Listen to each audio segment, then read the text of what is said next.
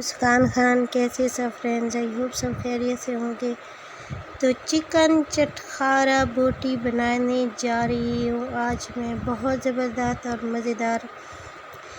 ये सिर्फ आपसे इतनी ही शेयर करनी है, ये मैंने किस तरह से बनाया। अगर आप चाहते हैं कि मैं इसकी रेसिपी आपसे शेयर करूँ तो आप ना फीडबैक मुझे दीजिएगा।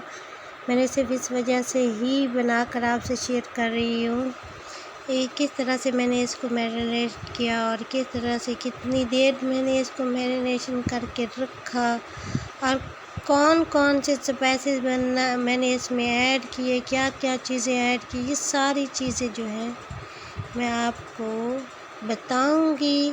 अगर आप चाहते हैं कि मैं इसकी सारी रेसिपी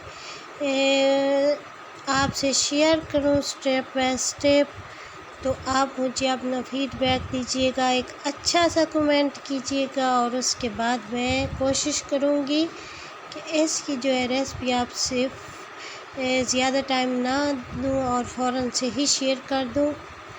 तो खैर ये देखें, 2 मिनट तक तो मैंने इसको 2 मिनट की वीडियो और 2 मिनट तक तो मैंने इसको कोई नहीं छेड़खानी की थी।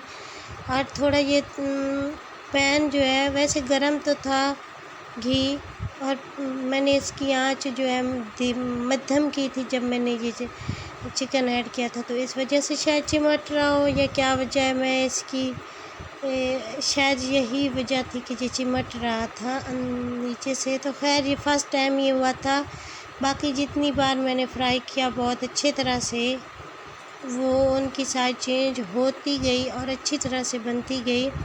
अगर इस स्टेज पे आपको मेरी वीडियो पसंद आती है चिकन चटखारा बोटी की, तो किचन विद मुस्कान को सब्सक्राइब करें और अपनी होस्ट मुस्कान खान को ढेर सारी दुआओं में याद रखें।